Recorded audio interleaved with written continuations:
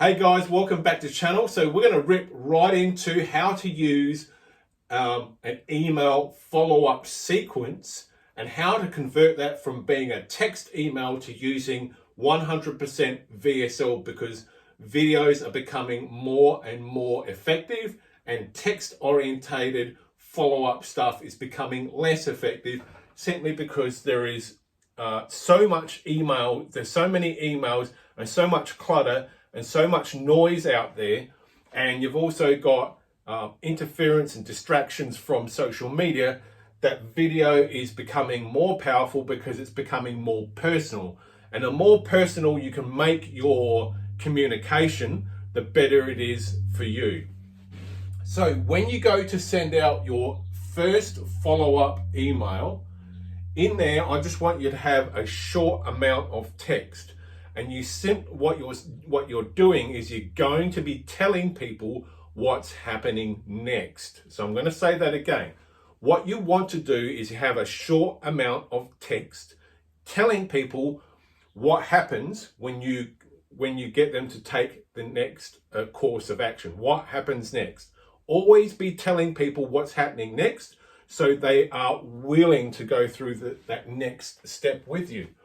So on the first follow-up email slash VSL, which is email slash VSL, which is what I've written there, what you want to do is words to the effect, and don't quote me on this, but something that you can use as a template is, we've got a whole lot of information we want to share with you, but in order for us to share everything, we need you to watch the video that we've attached. Just click the blue hyperlink and you'll be taken to that video. Just keep it as simple as that. So that's the first video they land on. And if it's a multi-step follow-up, then you just repeat the same process. I would recommend, with the way things are today, if you want to get a highly qualified prospect, client, or whatever phrase or term you want to use, if you want to get someone to become highly qualified, especially if you're using if you're selling a high ticket item, I would go through as much as a 6 to 7 step follow up over a period of time, not 6 days in a row. I would advocate you send out a communication once every 48 hours, once every 72 hours, and just put it on that cycle.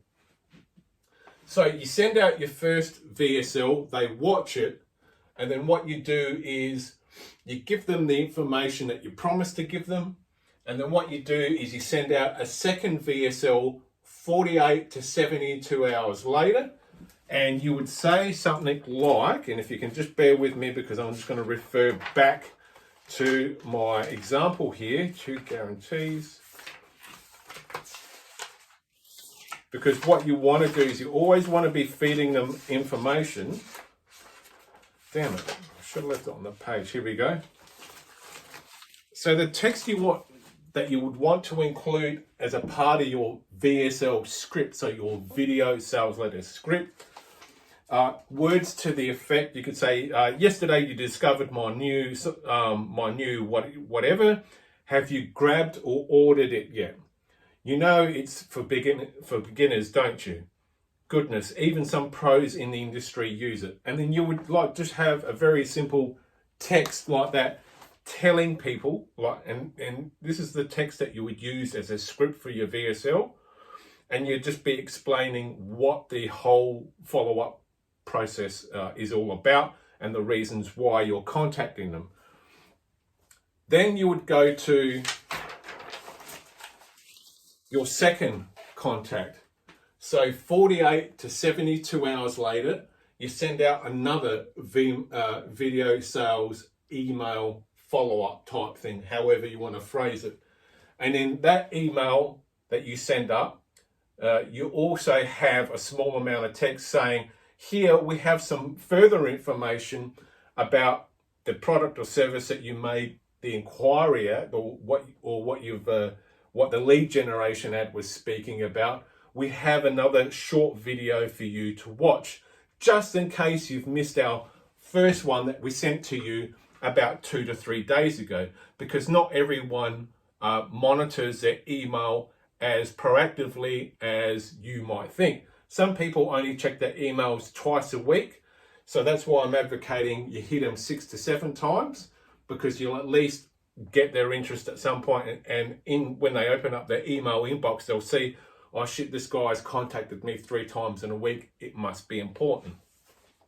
So what you want to do is, in the second email, talk about what you were speaking about in the first email, but then you elaborate a little bit more, asking them, have you considered the product or service any further? Because this is a part of a follow-up sequence.